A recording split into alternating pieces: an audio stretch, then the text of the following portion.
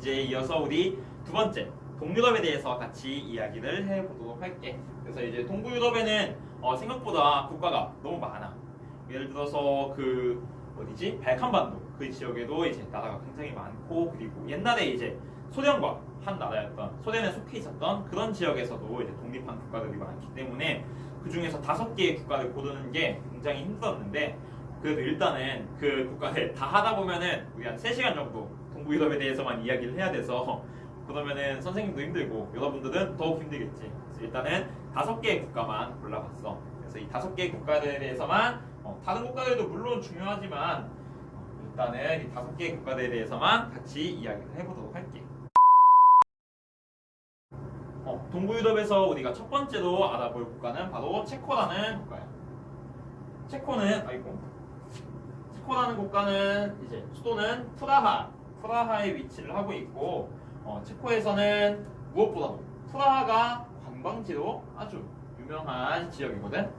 그러다 보니까 이제 프라하의 야경이라든지 아니면 도시 전체가 굉장히 아름답기 때문에 많은 사람들이 관광을 간다고 해. 특히 우리나라에서도 체코가 상대적으로 물가도 저렴하고 볼 것도 많다라는 인식 때문에 최근에 프라하 관광 많이 가는 걸로 알고 있어. 그리고 독일만큼은 아니지만 체코 사람들도 맥주 굉장히 사랑하고 또 맥주에 대한 부심이 있는 국가이기도 해. 그래서 체코 브랜드 맥주 유명한 거 이제 당연히 모르겠지만 이야기를 한번 해보면은 필스너 우르켈이라는 그런 맥주가 있고, 그 다음에 이제 염소가 이렇게 손을 내밀고 있는 호젤이라는 이런 브랜드들 바로 다 체코의 맥주 브랜드들이라고 해. 그래서 체코에 가게 되면은 이 맥주 진짜 정말 맛있다고 해. 선생님은 안 가봐서 잘은 모르겠는데 갔다 온 사람들이 다들 체코에서 뭐가 제일 좋았어? 라고 물어보면은 호젤이 제일 좋았어 이러더라고.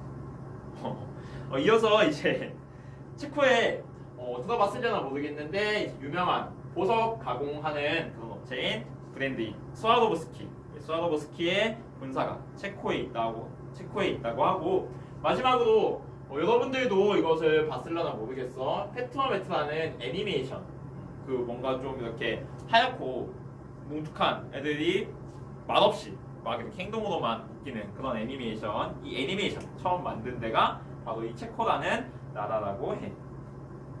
그 다음에 이제 두 번째로는 보스니아 헤르체고비나라는 나라에 대해서 이야기를 해볼게. 짧게는 또 이제 보스니아 이렇게도 좀 부르는 것 같은데, 풀네임은 보스니아 헤르체고비나라는 이 국가고, 이 국가의 수도는 바로 사라예보에 위치하고 있어. 사라예보를 들어봤다면은 아마 지리에서보다 역사에서 들어봤을 가능성이 더 커. 이 사라예보라는 도시에서 그 어떤 민족 운동가 그런 사람이 오스트리아 헝가리 왕국의 그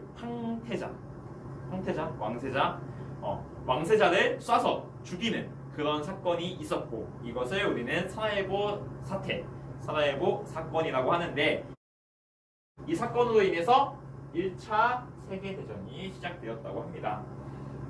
이런 역사적인 의미를 가진 장소이기도 하고, 또 이제 보스니아 하면은 좀 슬픈 얘기인데, 발칸반도, 보스니아가 위치한 곳이 바로 발칸반도라는 곳입니다.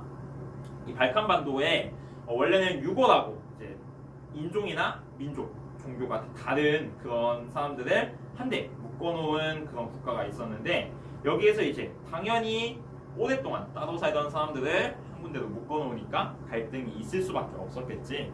그래서 이런 갈등이 폭발하면서 보스니아 지역에서 보스니아 내전이라고 하는 그런 인종 간의 안 좋은 그런 일종의 내전이 발생하게 됩니다. 이게 이제 1990년대 초에 있었던 일인데, 그러면서 이제 인종 청소라고까지 불릴 만큼 어쩌면은 2차 세계대전 이후에 가장 많은 민간인이 죽은 이런 비극적인 일이 바로 이 보스니아 헤르체고비나에서 있었다고 합니다. 그래서 이때도 굉장히 많은 사람들이 죽고 다쳤지만 아직까지도 발칸반도 지역에서의 민족 간의 갈등은 충분히 끝나지는 않은 상태라고 합니다. 그래서 보스니아에 대해서는 자, 그러면 이제 세 번째 도시, 헝가리, 세 번째 나라, 헝가리에 대해서 같이 이야기를 해볼게. 헝가리 같은 경우는 부다페스트라는 도시가 수도입니다. 그런데 이 부다페스트라는 도시는 다른 도시들보다 좀 특별한 발전 과정을 거쳤다고 하는데 어떤 과정이었냐면은 바로 도나우강이라고 하는 어떤 동유럽을 흐르는 큰 강을 사이에 두고 부더라는 도시가 있었고 그 다음에 페스트라는 도시가 있었는데 이 도시들이 점점 커지다 보니까 마침내 하나의 도시를 이루게 되면서 부다페스트라는 이름을 얻게 되었다고 해. 그래서 이런 모습 되게 드물지만 부다페스트만 그런 것은 아니고 여러분들 혹시 옛날에 박병호가 메이저리그 가서 뛰었던 팀 이름 알고 있어? 미네소타 트윈스라는 팀인데 이 미네소타 주의 주도 여기도 바로 세인트폴이라는 도시와 미니애폴리스라는 도시가 미시시피 강을 사이에 두고서 서로 발전하다가 하나의 도시가 되었다고 해. 그러다 보니까 미네소타에 있는 야구팀 이름도 도시가 두 개네 하면서 이름을 트윈스로 지었다고 합니다. 어쨌든 헝가리의 부다페스트는 부더라는 도시와 페스트라는 도시 두 도시가 합쳐져서 하나의 도시가 되었다. 이렇게 생각을 해주면 될 것 같고 그 다음에 헝가리 같은 경우는 일반적인 유럽의 인종이 아니라 바로 마자르족으로 이루어진 국가입니다. 마자르족은 아시아 쪽에서 기원한 민족으로 유럽에서 보통 주류를 이루고 있는 라틴족, 게르만족, 슬라브족 이런 사람들이랑 좀 다른 형태의 사람들이라고 합니다. 그래서 유럽에서 이런 아시아에서 온 그런 민족들로 이루어진 국가 헝가리가 한 군데 있고 또 한 군데 우리 지난 북부 유럽에서 배웠던 국가인데 한 군데가 더 있어요. 어디일까? 바로 핀란드라고 하는 국가인데 핀란드는 핀족이라는 민족이 만든 국가라고 해. 그 다음에 이제 자동차 공장이라고 쓰여 있는데 자동차 공장이라는 거는 어떤 거냐면은 이제 유럽 연합이 되면서 유럽 연합 안에서는 뭐 물건이나 자본이나 아니면은 노동력 이런 것들이 모두 자유롭게 이동이 가능하게 되면서 상대적으로 서유럽, 북유럽보다는 인건비가 싼 동유럽으로 사람들이 점점 더 공장을 이전해서 짓기 시작했다고 해.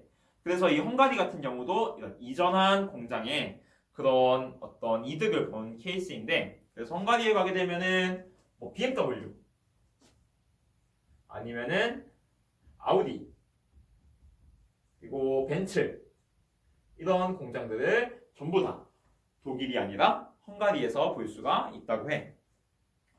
그래서 헝가리에 대해서 이제 이 정도 이야기를 하고 이제 네 번째 국가 우크라이나로 넘어가 볼게.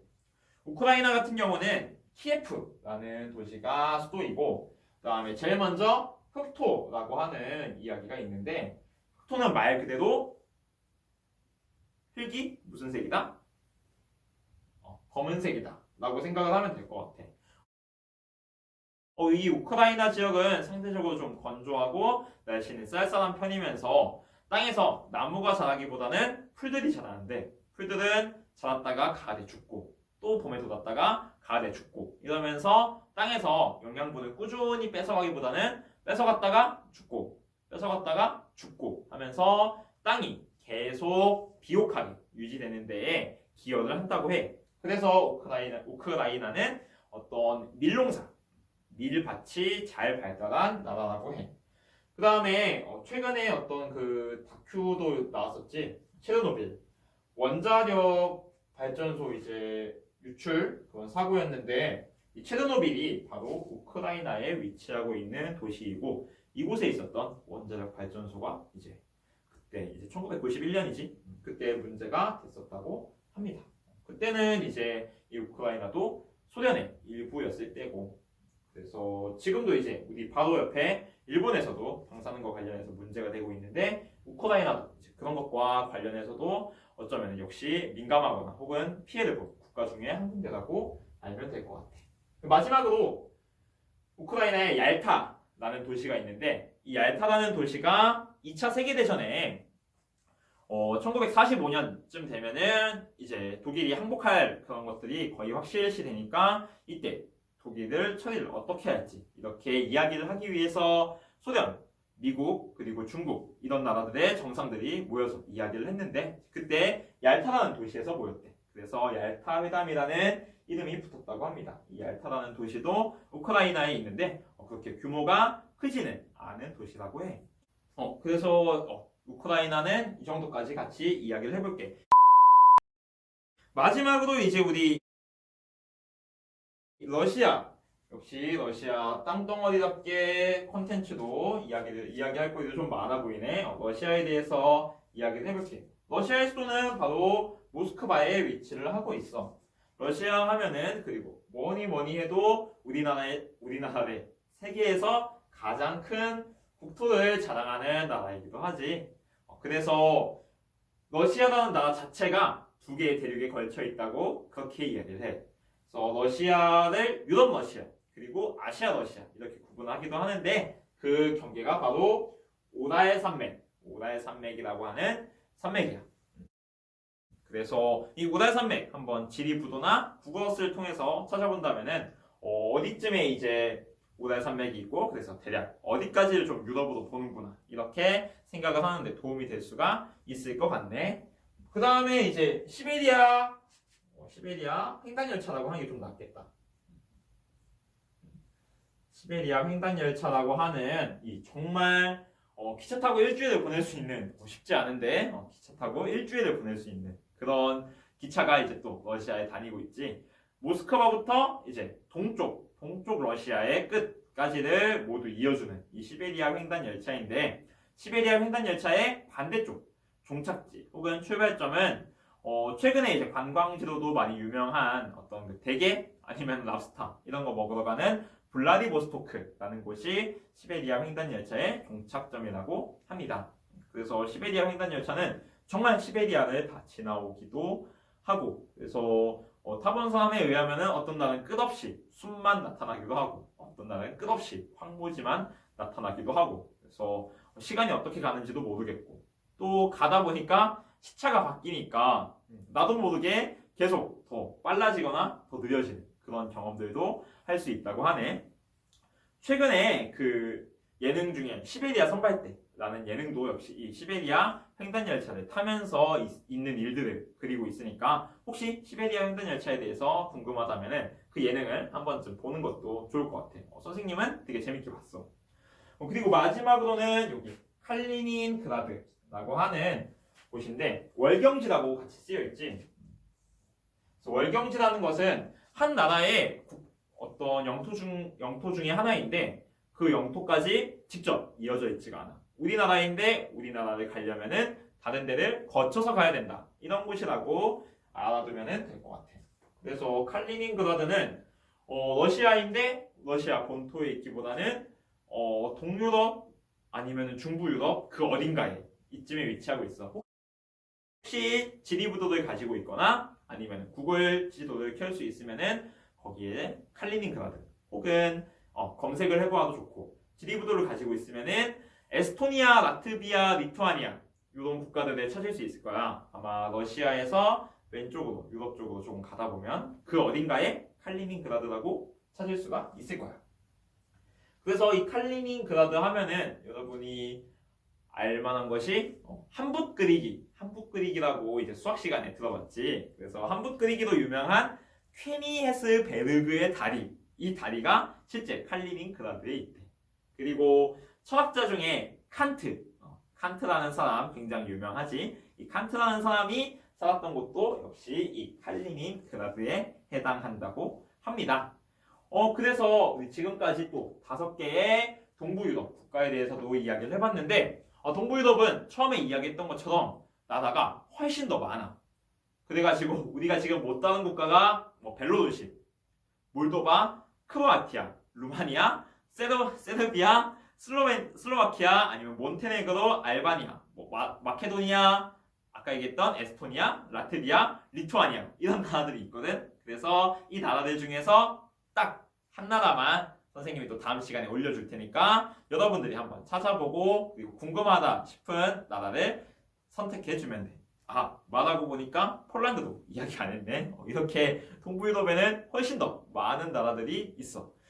그런데 시간 관계상 그리고 선생님의 체력 한계상 여기까지만 동부 유럽에 대해서는 이야기를 해봐야 될 것 같네. 다음 시간에 우리는 이제 아시아로 한번 넘어가 볼 거야. 그래서 아시아 중에서도 우리랑 가까운 지역들, 그래서 동북아시아 그리고 동남아시아 이쪽에 대해서 먼저 같이 이야기를 해보려고 하니까 혹시 궁금한 게 있다면은 지리부도나 아니면은 구글 지도 또 아니면 네이버 검색 등을 활용해서 미리 동북아시아나 동남아시아 이쪽에 대해서 생각을 해보고 오면은 선생님의 강의를 듣는데 도움이 될 것 같네. 오늘도 강의 끝까지 들어주느라 여러분 수고 많이 했고 혹시 오늘 이제 또 새로운 곳에서 찍었는데 이곳이랑 아니면 지난번에 찍었던 교실이랑 어떤 곳에서 찍는 게 여러분들이 보기 편한지 이야기해주면은 그 다음 강의는 또 여러분들의 의견을 반영해서 그곳에서 찍도록 할게. 오늘도 같이 수업 듣느라고 수고 많았고 여기까지 들어줘서 고마워. 안녕.